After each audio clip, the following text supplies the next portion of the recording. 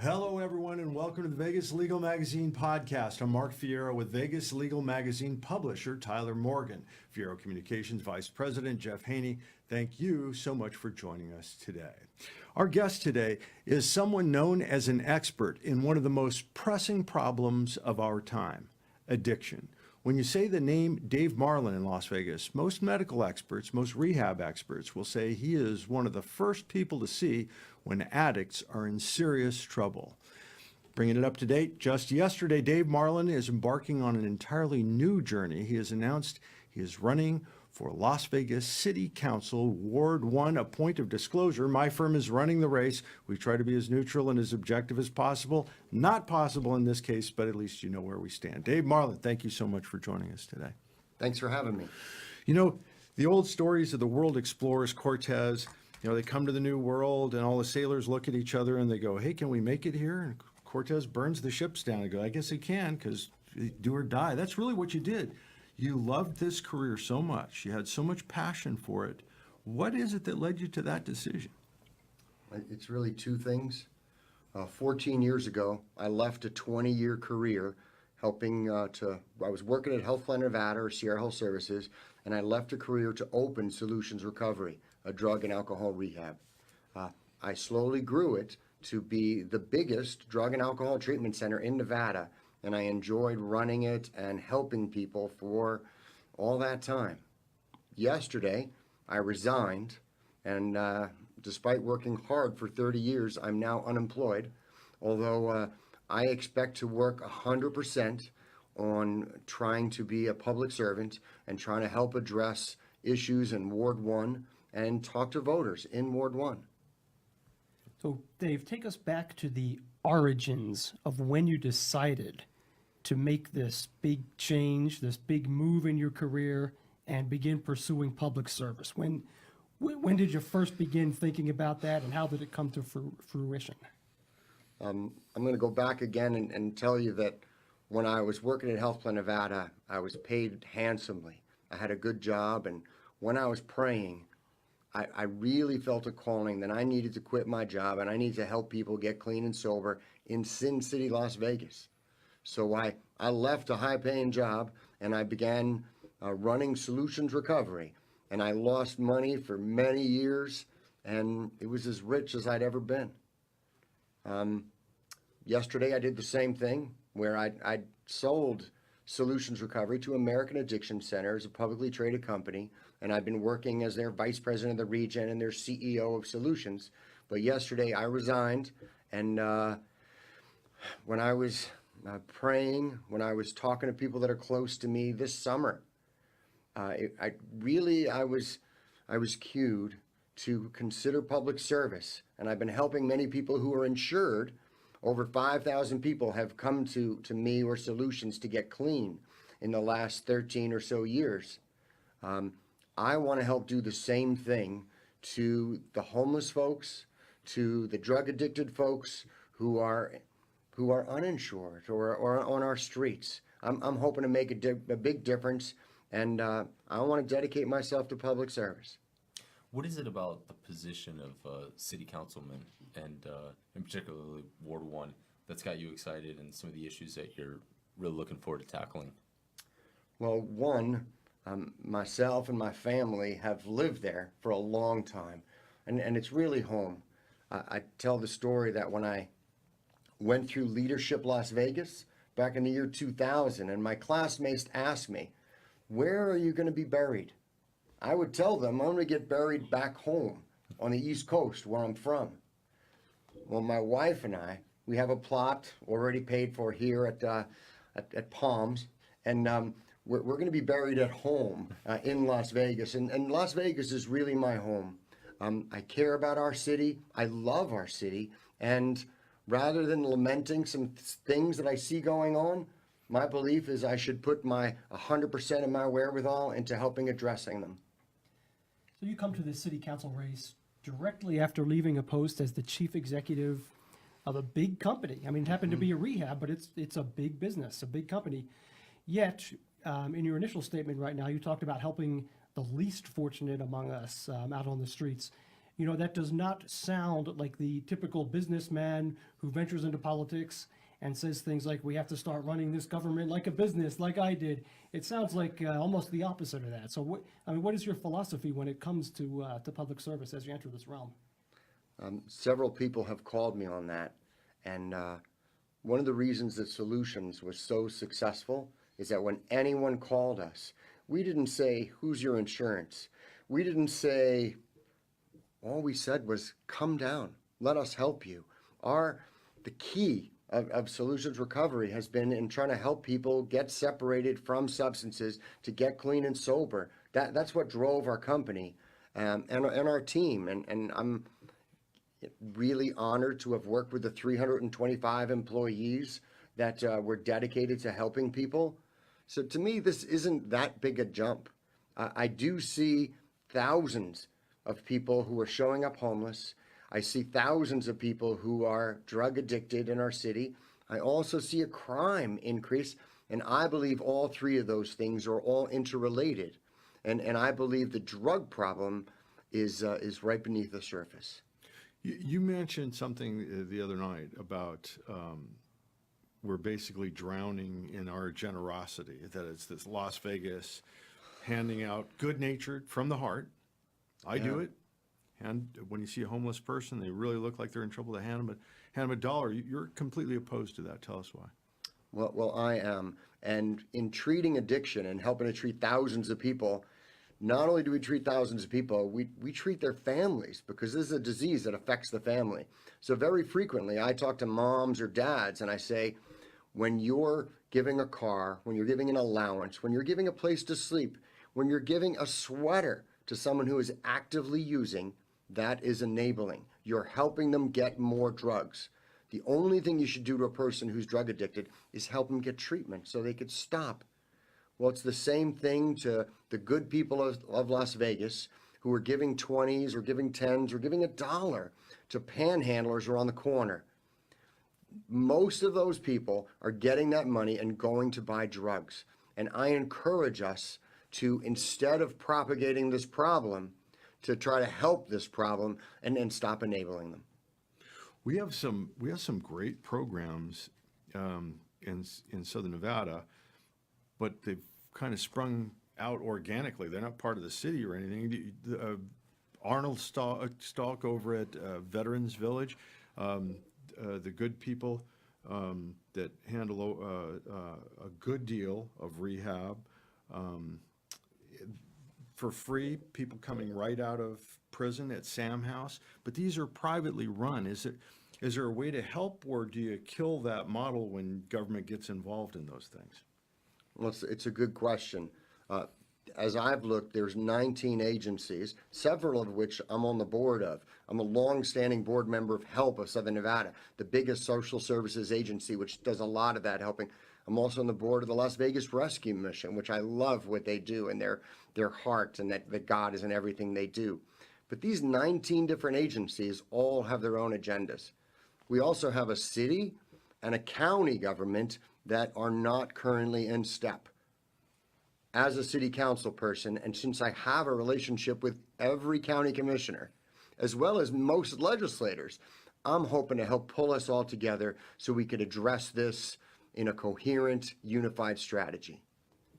So we've touched upon the homeless problem, the drug problem, which go together, but that leads to the kind of the big question. I mean, as a head of a recovery and addiction treatment center, unfortunately, I suppose you had a front row seat to one of the biggest crises facing the nation over the past years and couple decades, which is the plague of opiates, heroin, and these powerful drugs that are just ravaging certain segments of society.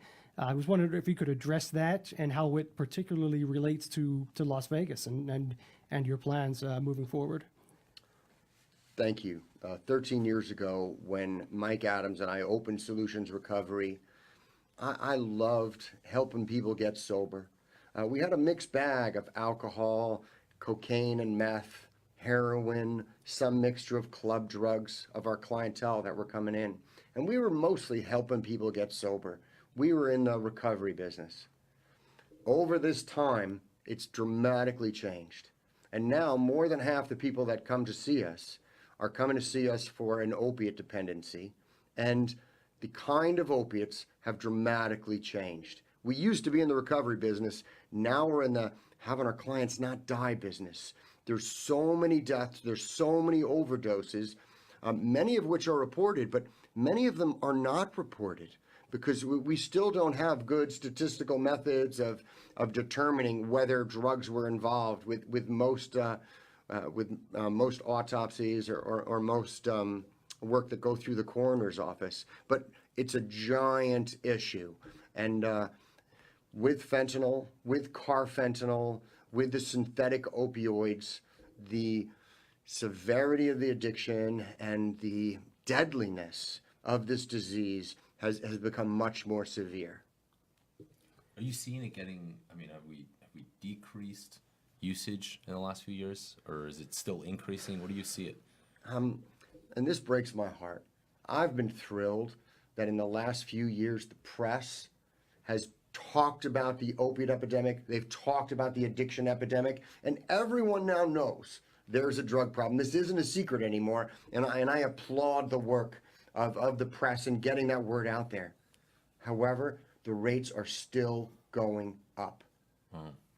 The overdose rates are going up. If you look at the amount of prescription pills that are written in Nevada, it's still almost one prescription for every man, woman, and child. The numbers are astounding, and that's just the over-the-counter prescription. It's not talking about the diverted medications from out of the country. It's not talking about the opiates or the heroin that's coming in through the black markets. This is a giant problem, and we still only see the tip of the iceberg. In the old days when, my generation is scared to death of heroin. Heroin was like, just go ahead and kill yourself and let's get it over with. But to put those in perspective, that it was fairly common for somebody to have $100 a day habit. If you have a $100 a day habit now, you got to weigh 600 pounds because these drugs are so cheap.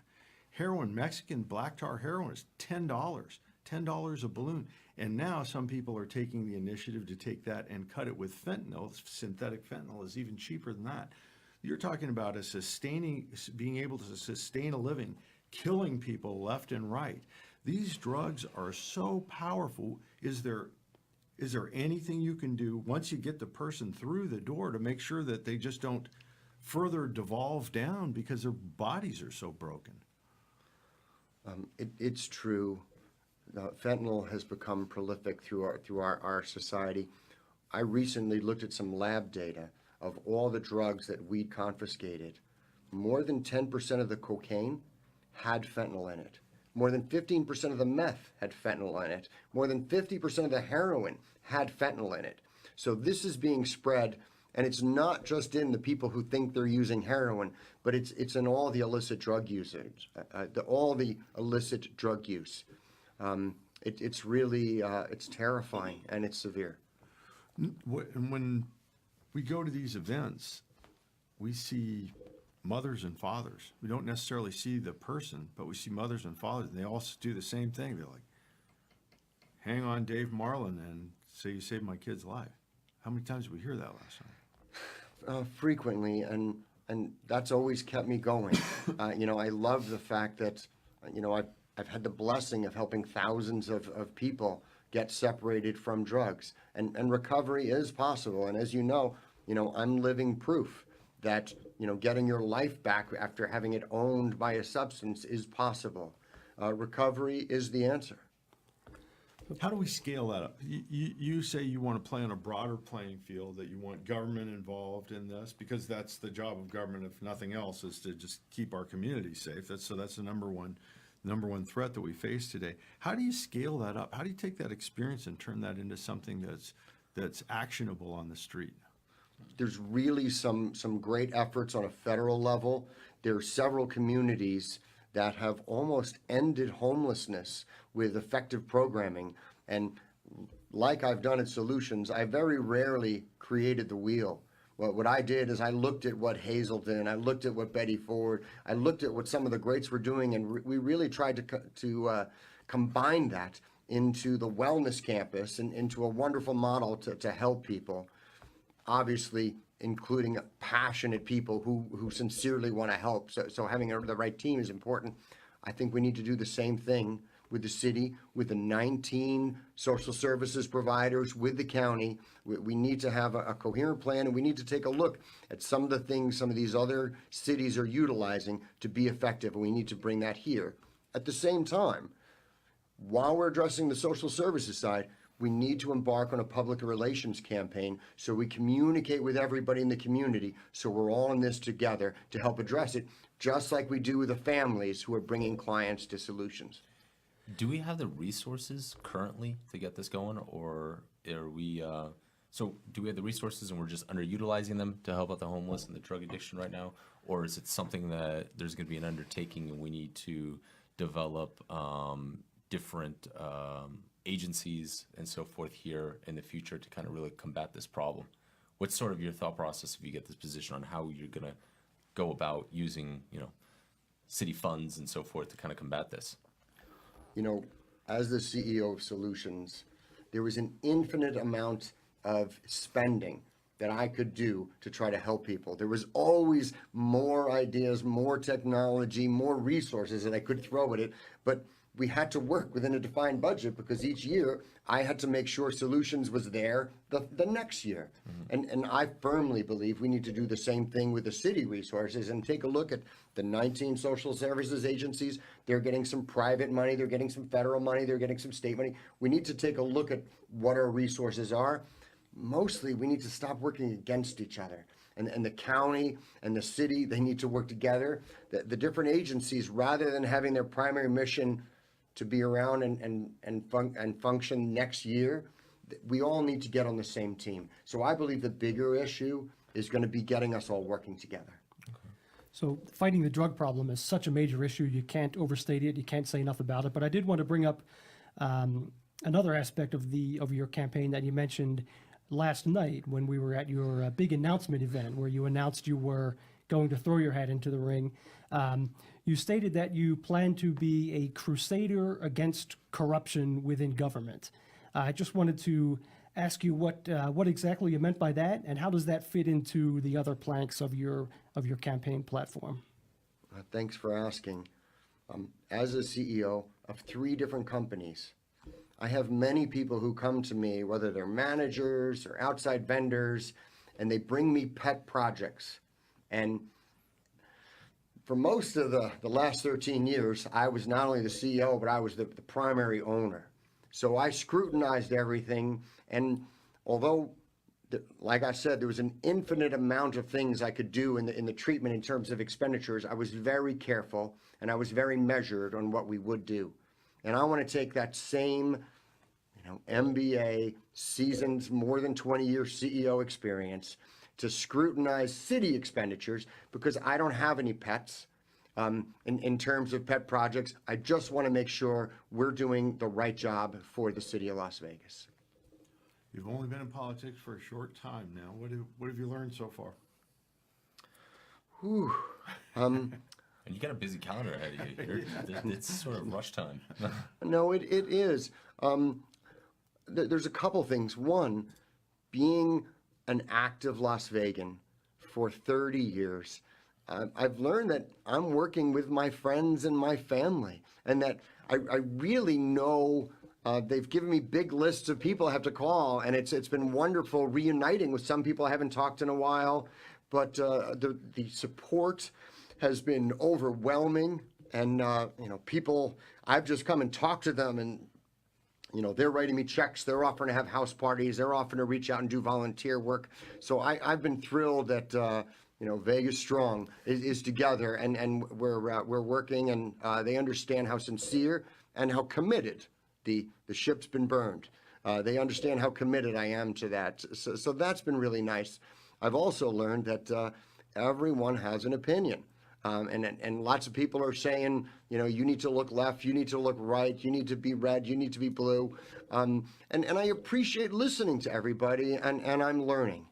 I will say there are 2 things. One is when you get a candidate, the number one issue that they have is they don't want to do fundraising calls. This is more like a family reunion thing for you.